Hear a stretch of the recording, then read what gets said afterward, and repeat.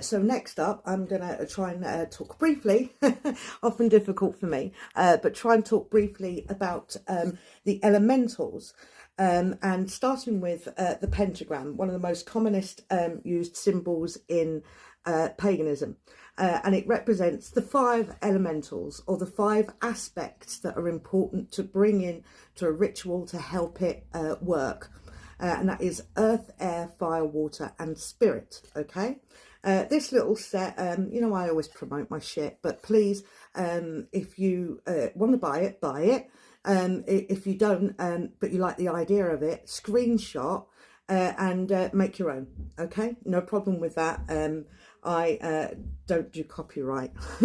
So this is your pentagram there, 5-pointed star with a pentagram in the middle, and we start with, generally, as we go round in a ritual circle, we start with the east, okay? Let me hold that there for a moment so you can all screenshot it. And that is the symbol for the east, and it represents the elemental of air, with the guardian being the archangel Raphael. Now, I don't really work with angelic energy, but you may. I work more with sort of creatures, with fey creatures. So from the northern perspective, you would be calling to the gnome ostri, or ostri. I can't speak Old Norse, but that is the word east in Old Norse, and they believe in gnomes. However, from the Wiccan perspective, the creatures associated with it are sylphs. And let me hold that there so you can screenshot it. So this is the back of the disc. And the air elemental represents thoughts, okay? Yeah, so basically we call in the air elemental to help us think, so it's to think.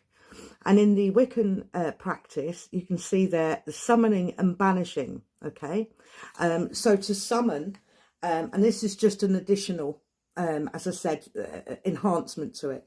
To summon, we go this way, and basically you're facing the east and drawing a pentagram, starting that way, and you're saying, element of air, ruled by Raphael, I summon and stir and call you forth to help me keep my thoughts in perspective. And you sort of imagine pinning that pentagram to the east, okay? Because you're calling in the elementals to help you keep your thoughts in order, okay? So then from north, south, east, west. So east then goes to south, and south, let me hold that up there for a moment so you can screenshot that. South represents fire and the archangel Michael, or Michael, okay? And it would then be the gnome sudri if you're working with the northern path. And that is the salamanders are the creature for that. I apologise, I think the light here isn't so good, but I hope you can see that. And it represents your passions. Those are quite high emotions, and you're doing that to love, because you have to be passionate about what you're doing. So calling in the elemental of fire helps you to feel passionate about what you're doing. And there you have the summoning and banishing. Again, you say those same words. I call in the element of fire, ruled by Michael, to help me to feel passionate about this ritual. Now, the banishing part comes at the end. When you finished your ritual, you still go clockwise, but you go in reverse. So where you point your finger down for summoning, you go up to banish. And of course we have to banish them because elementals, being part of the Fae, don't mind fucking with us if we leave them around, and you might end up with a water pipe burst or something like that, you know what I mean? So at the end of it, you say, I thank you for your presence, and I banish you now until I have need of you again, okay? So that is fire. So you would say, element of fire, I thank you for your presence at this ritual, and I banish you now until I have need of you again. And then from south is to the west. Let me get that the right way up. There you go. Which is water and Gabriel. And I'm going to have to rush through these now because we're coming to the end of the 10 minutes that you get. Anyway, so you have vestri for the gnome, and they are the underlings, and they are for your emotions to feel. And there is your summoning and banishing way of doing it. Obviously, this one's a little bit more obvious. You're calling in your emotions because you want to feel what you're doing. But it is also to help your words flow like water. And if you fuck up anything, if you say I summon and stir and, Gabriel, I summon, and don't worry about it. Don't worry about that. Don't, if you feel like you've just gotten a little bit off put what you were doing, just start again.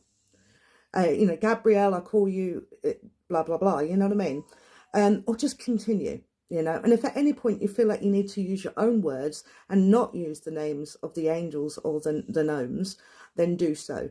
I often call to air and I think of birds. So I say, come down on flights of feathers and bring to me the thoughts and being able to think my way through this ritual, etc.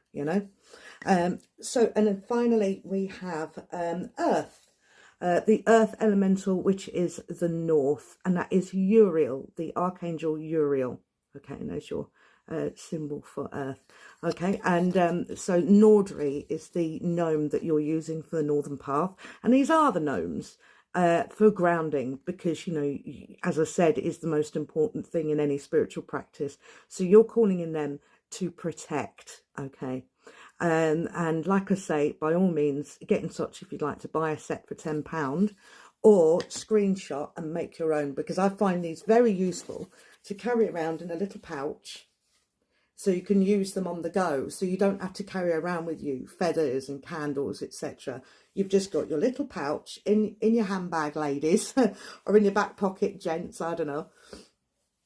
So if you want to go to the woods at midnight, you can just grab these out, and you don't need your altar and all the rest of it. You just need these just to get on with it. Now, there I only mentioned 4 elementals, but as I said, it is 5 elementals that we need. The 5th elemental, spirit, is everything else. Everything on this plane, most especially you bring in spirit. Spirit is everything. It is the essence, the energy that makes it work. All of these things are important for the ritual. It's important to protect yourself. It's important to feel what you're doing and to have flow with it. It is important to be passionate about what you're doing, because you can't do it dead-headed. As I said, if you're not feeling right, don't do it, and it's important to think and to know, to have that logical aspect. But to make it work, you need that spark, and that spark is in you. So that's the basics of the elementals and why we call them in. I don't know where they came from. I've not done a lot of research on it. If you do know where these ideas come from, please get in touch. It's only what I've picked up through my own experience and practice, and through books I've read on how to do a ritual, because that to me is more important. The history is important, of course. It's always good to know where you come from, but to actually do it is the most important part of my crib method. And don't forget, the courage part, the part that gets you to do it, it doesn't mean that you are confident, because courage is confidence faked, okay? But if you don't get started, you won't progress, So like I say, start with protection and grounding, so you're in touch with your own body and your own energy and ability. And then that's the next step to your ritual. You do your grounding, you cast your circle, and then you call in the quarters. That's the next step. Okay, so I hope that helps you all and helps to explain to those who are asking, I'm not sure what the quarters are. Those are the quarters. Okay, I'll speak to you soon.